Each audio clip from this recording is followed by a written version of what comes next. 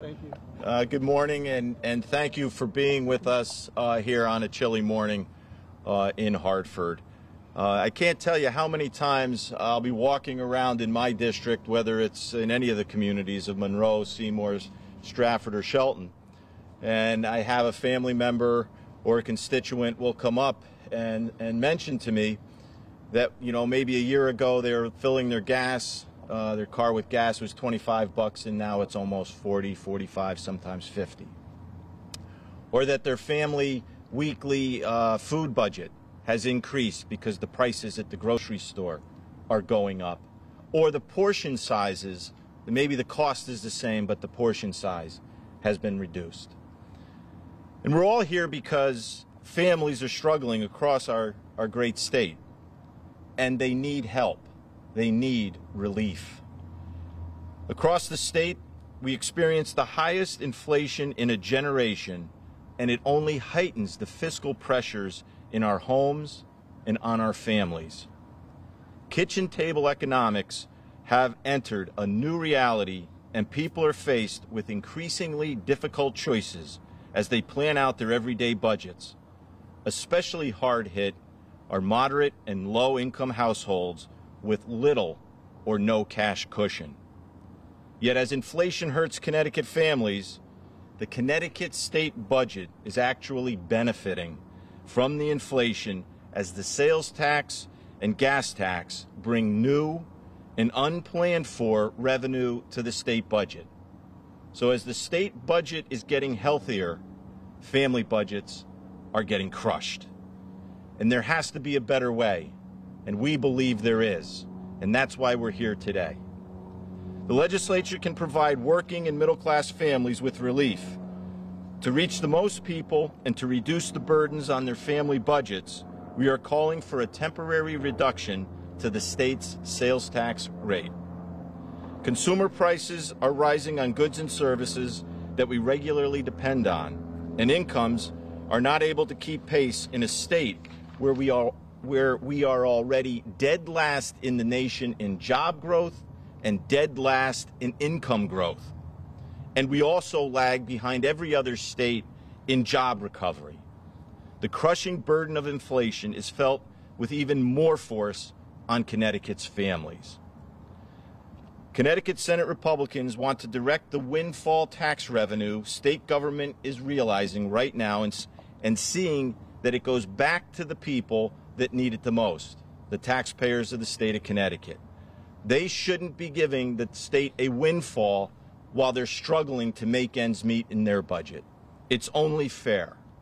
And to do this, we are proposing to reduce the sales tax from 6.35% to 5.99% and eliminate the additional 1% meal tax on restaurant meals and grocery store prepared meals from February 15th through the end of calendar year 2022. Inflation is here, and so must relief be. With that, I'm going to turn this over now to Senator Paul Formica, who will give you a couple of the details. Thank you, Senator, and good morning. Under this plan that we have put together, taxpayers would save over $315 million during the difficult months ahead. If you divide that by the number of families in the state of Connecticut, it's over $250 per family if it were equalized out. The state budget will remain whole even with this tax relief. The state budget is in surplus, and we are already directing a record amount of excess revenue to pay down our state's pension debt based on the bipartisan budget policies adopted back in 2017. Connecticut is expected to collect over $155 million more in state sales tax revenue than originally projected for fiscal 2022, and over $144 million more that was projected for fiscal year 2023. In addition, Connecticut is expected to collect over $20 million more in gross receipts tax revenue than was originally projected in 2022, and $25 million more in fiscal 23. Connecticut can afford this proposed tax because of the additional sales tax revenue and gross receipts tax collected as a result of inflation that is surging. The growth in these revenues, above and beyond the revenue already counted on in the state budget, will allow for nearly a full year of sales tax relief, giving families substantial relief to get through these most difficult months ahead. We think it's a good idea, and we hope everybody up here in this building behind us think it's a good idea as well.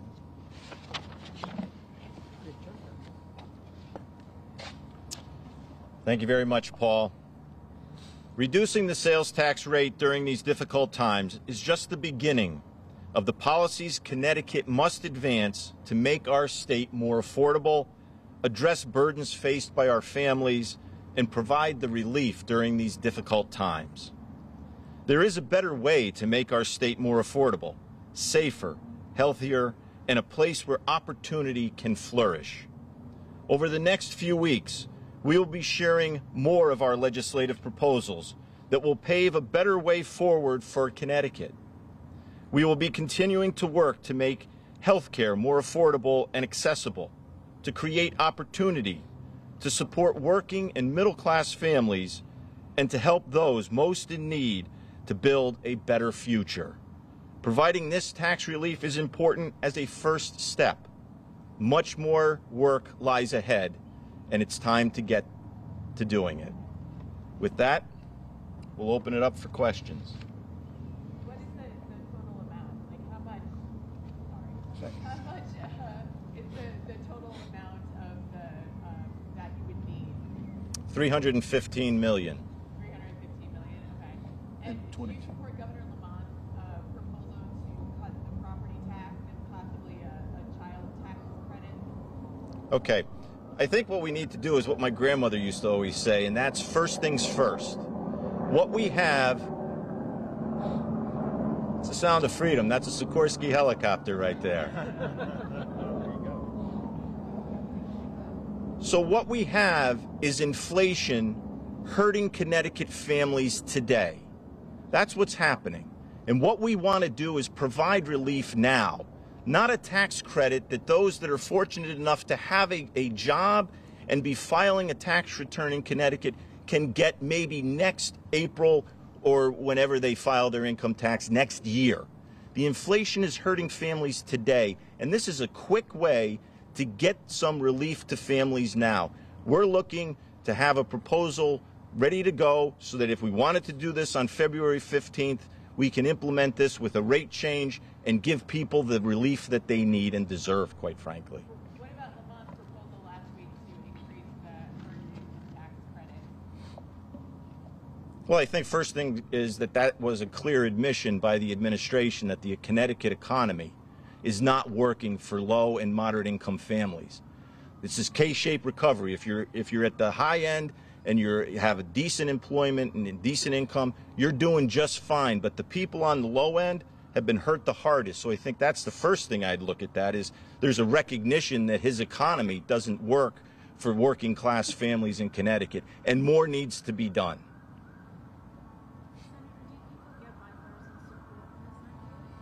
Well, like I always say, good ideas attract friends. And anybody who's focused on helping middle-class working and low-income families, they're going to come here because this is where we can provide relief today. So I would hope that it would resonate across party lines, that this is something that's good for Connecticut families. That's why we're here proposing it, and we hope to find more friends.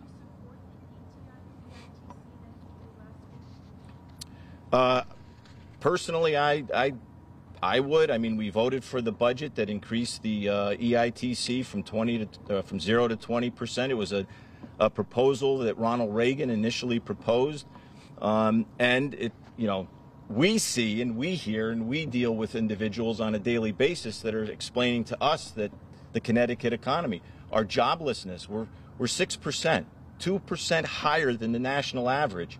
It's not working. The Democrat economy in Connecticut is not working for the people of Connecticut.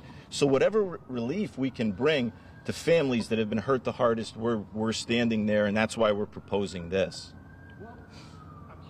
people who will read and hear and view this, our coverage of this, and wonder, well, why the heck aren't you guys doing this permanent? Why, why do this to the end of 22? Why not just lower the sales tax rate? Let's get rid of that 1% meals tax, which you guys have been against since its inception. Well, first, Paul, what we're looking at is we're looking at the windfall that the state budget is benefiting through inflation and returning that to the taxpayers.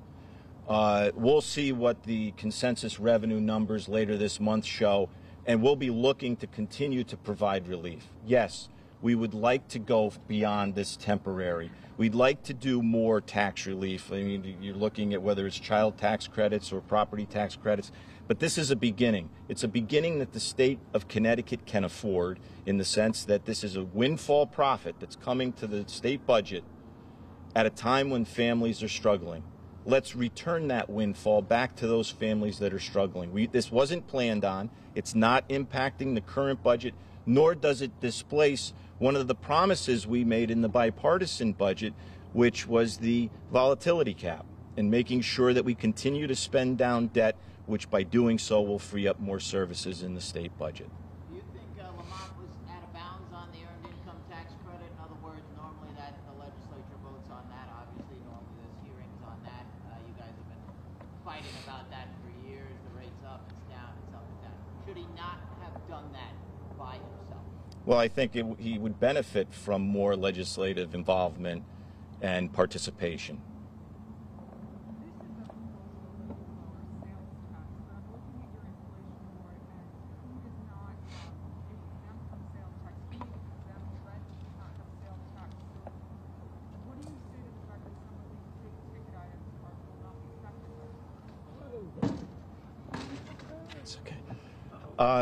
Well, first and foremost, this is what Connecticut families are experiencing.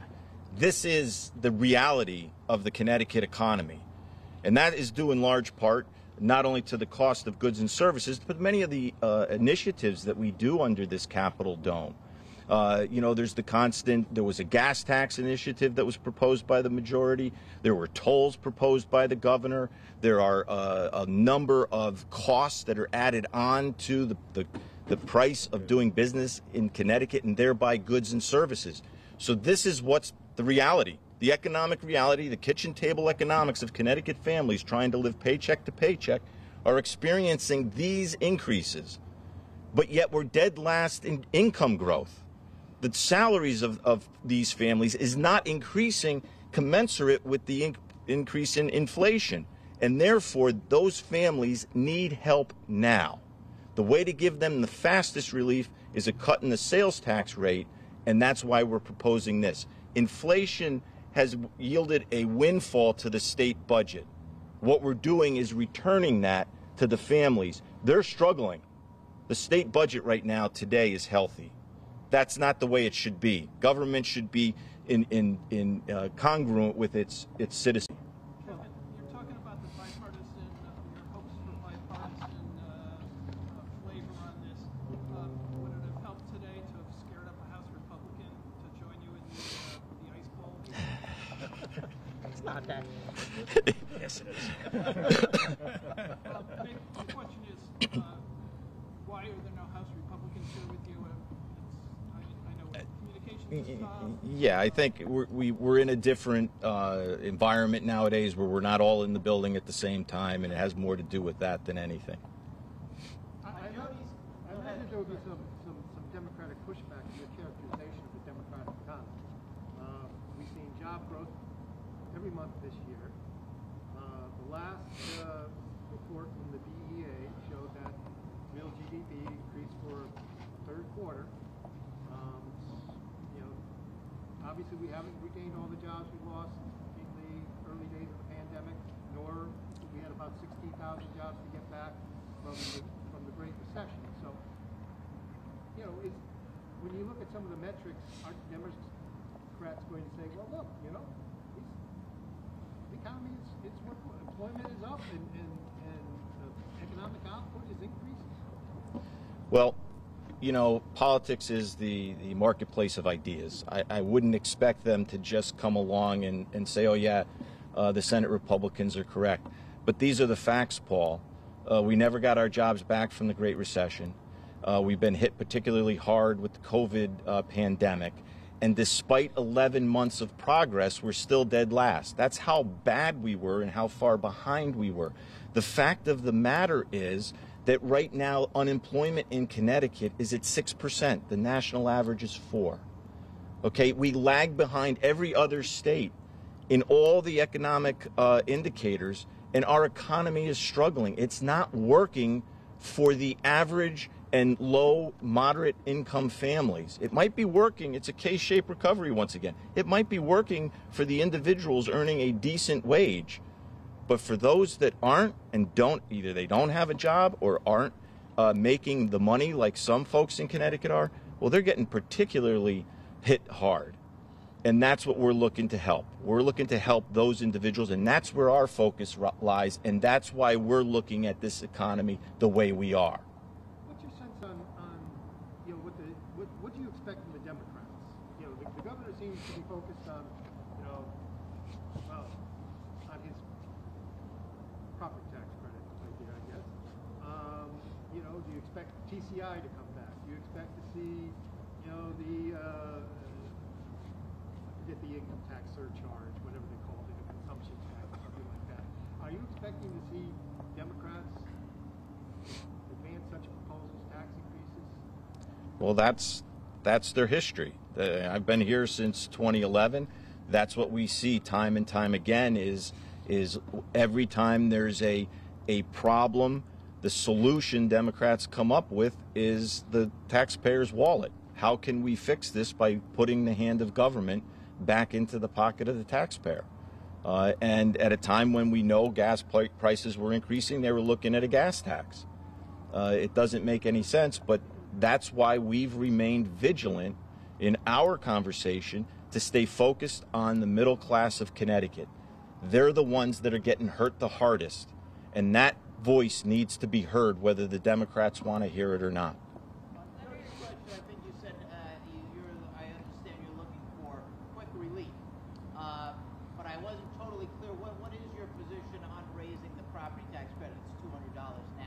I wasn't totally clear on what you said on that. Oh, I mean, look, we've always stood for tax relief and giving the hard-working taxpayers of the state of Connecticut relief that they haven't had since 2011. Let's not forget, they're paid for and they continue to pay the two highest taxes in the state's history under the Malloy administration.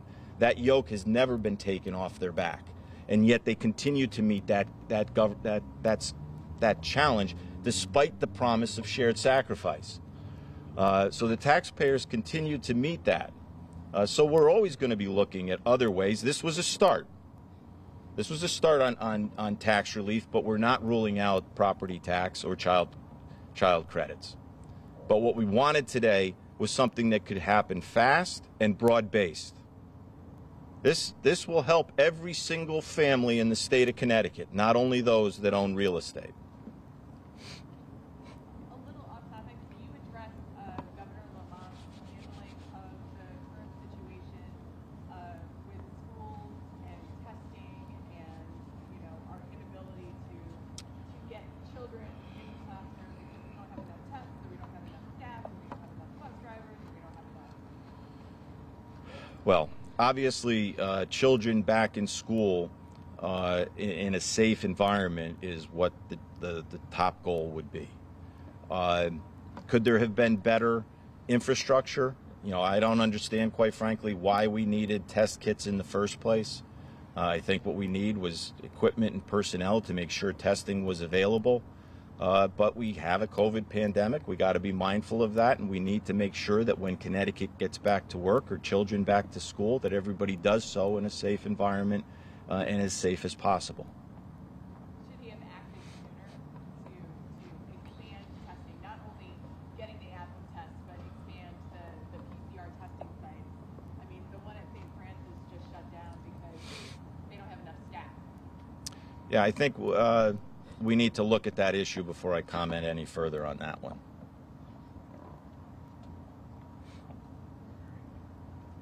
Okay, let's go get warm.